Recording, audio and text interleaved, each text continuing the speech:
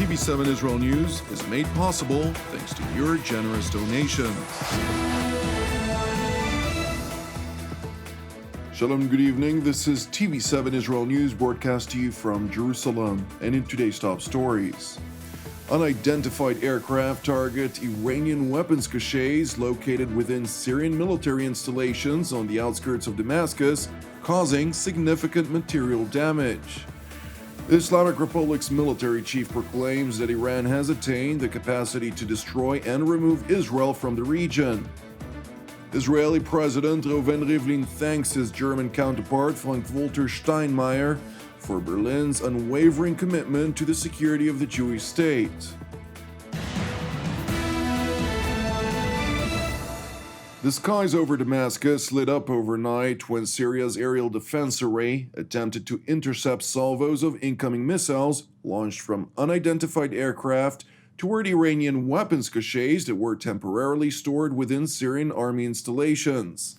According to Syrian reports, the bombardment was executed at approximately 10:35 p.m. last night. And while a Syrian military source claimed that most of the hostile projectiles were successfully intercepted, material damage was caused in the surrounding area of Damascus. Intelligence sources confirmed to TV7 that the targets in question were a number of weapons storage units located within Syrian military bases earmarked for Iranian proxy militias. The bases in question are located on the southern outskirts of the Syrian capital, several kilometers west from Damascus International Airport, from which the Iranian weapon shipments were reportedly delivered in recent days. And while Syrian officials naturally pointed a blaming finger toward Israel, the IDF spokesperson's unit did not confirm nor deny its alleged responsibility in response to TV7's request for comment. Turning to Iran, where the Islamic Republic marked its annual Revolutionary Guards Day yesterday, on the occasion of which Iran's military chief of General Staff, Major General Mohammad Bagheri, proclaimed that Iran has now the capacity to destroy and remove Israel from the region. In a letter addressed to RGC Chief Commander Major General Hossein Salami, Bagheri declared, quote, "The mission fields of the RGC and the actions of the Revolutionary Guards testify that the power of the Islamic Republic of Iran is a credible power." The Iranian military chief went on to assert that even Great Britain and the United States are deterred by Iran's power, while further proclaiming, quote, "Trans-regional powers are terrified of the expansion of the rule of power of Iran in West Asia and the Mediterranean coast, and before entering the second step of the revolution, the RGC provides the capacity to destroy the Zionist regime and, by God's grace, remove the fake, child-killing, and perverted regime from the region." General Bagheri further underscored the seriousness of Tehran's intentions by stressing, quote, "One can reveal the fact that these are not delusions and myths, but a fact that has been multiplied by the will and faith of the Revolutionary Guards in the name of Iran and all Iranians." In other yet related news, Israeli President Reuven Rivlin concluded his visit to Berlin this morning, advancing to his next destination, Vienna, of a pre-scheduled 3-day European trip.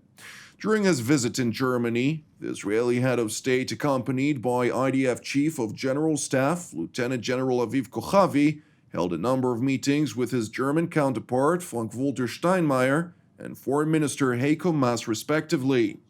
The separate discussions focused predominantly on mutual concerns, namely regional terror-related activities by the Islamic Republic of Iran, alongside the Ayatollah regime's aspiration to acquire nuclear weapon capabilities.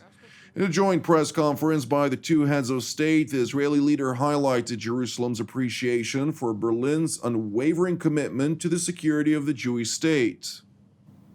גרמניה מגלה היום מחויבות בלתי רגילה לביטחונה של מדינת ישראל, וכן לשימור היציבות במזרח התיכון בכלל. אנו מלאי הערכה על כך. על הקהילה הבינלאומית כולה לעמוד יחד בקול נחרץ ובלתי מתפשר כנגד התעצמות גרעינית של איראן ותמיכה בארגוני הטרור המאיימים על ישראל ועל היציבות באזור כולו.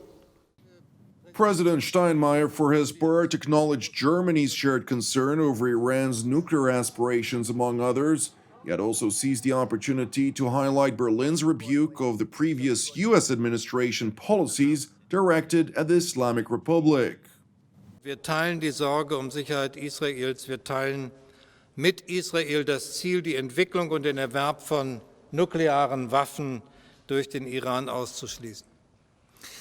Und wir teilen auch die Sorge über die regionale Rolle des Iran und über sein Raketenprogramm. Die Politik der amerikanischen Vorgängerregierung hat in den vergangenen Jahren nach unserer Auffassung keine Fortschritte gebracht. Turning to Moscow, where Russian Foreign Minister Sergei Lavrov hosted his Israeli counterpart Gabi Ashkenazi earlier today for an official working visit aimed at further deepening the bilateral relations between the two countries. Gabi, dear friends, we're really glad to host you in Moscow. We value our relationship, both bilateral, which is really developing in line with what the President and the Prime Minister agreed. The Intergovernmental Commission on Economic and Trade Cooperation functions well, and as soon as the Corona situation permits, there would be another meeting. And of course, humanitarian, people-to-people contacts, we all are very much interested in promoting this. And certainly on regional and international issues, we coordinate very well, and we understand each other, and the confidential dialogue which our leaders developed helps the activities of our two ministries.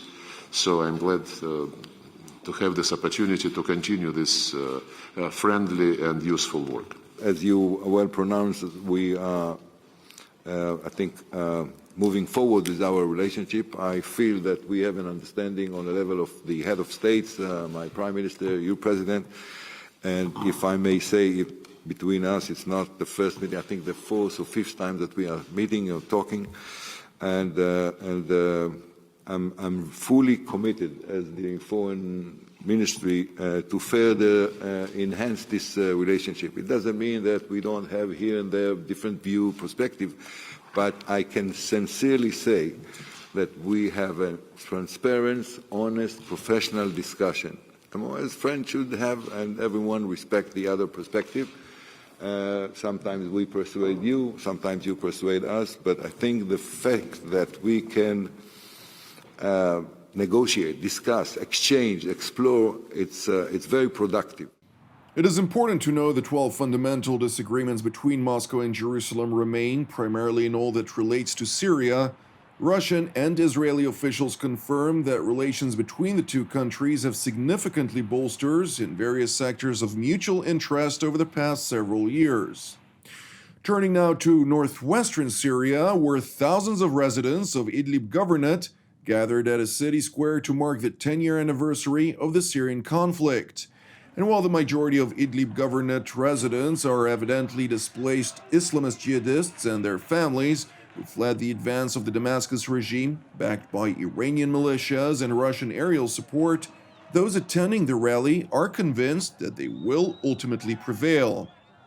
10 سنوات على انطلاق ثورتنا المباركة اجتمع هون بمدينة إدلب من كل المحافظات الأحرار عاد الزخم لهذه المظاهرات السلمية ما قدر النظام رغم كل هذا القتل رغم هذا التهجير ما قدر يخمد هذه الثورة وإن شاء الله راح يعود هذا الزخم ويرجع هذا التحرك بأبهى صوره لحتى يسقط النظام.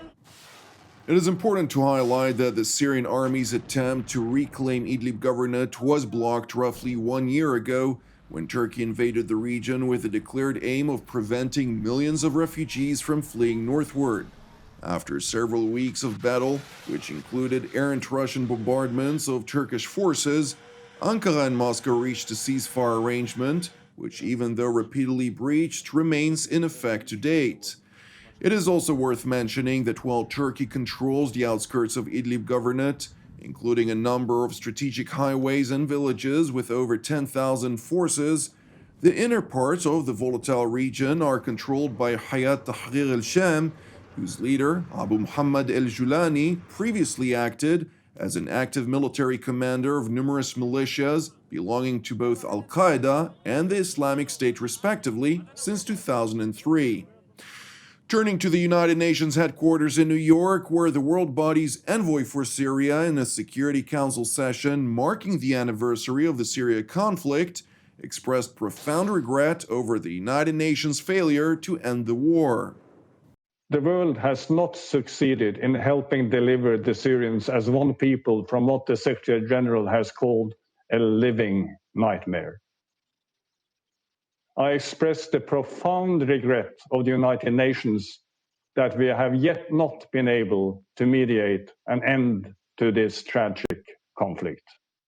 It is noteworthy to highlight that Geir Pedersen, who was appointed in late 2018, is now the fourth person to lead the United Nations efforts to end the Syrian war. Thank you for watching us. As part of TV7 Israel's prayer initiative, I would like to encourage you today to join myself and the team here in Jerusalem to lift up Syria once again in prayer for its salvation and peace, alongside prayers for our persecuted brothers and sisters around the world, in addition to our ongoing prayers, of course, for the peace of Jerusalem, the salvation of Israel, for all those who are impacted by the numerous ramifications of the corona crisis worldwide. Separately, I would like to also reiterate my gratitude to all of you who partner with TV7 Israel. Your unwavering support, both by means of prayer and finance, is of crucial importance for our ongoing operations. I'm Jonathan Essen wishing you an Erev Tov u'Mevorach, and we will see you again tomorrow at the same time.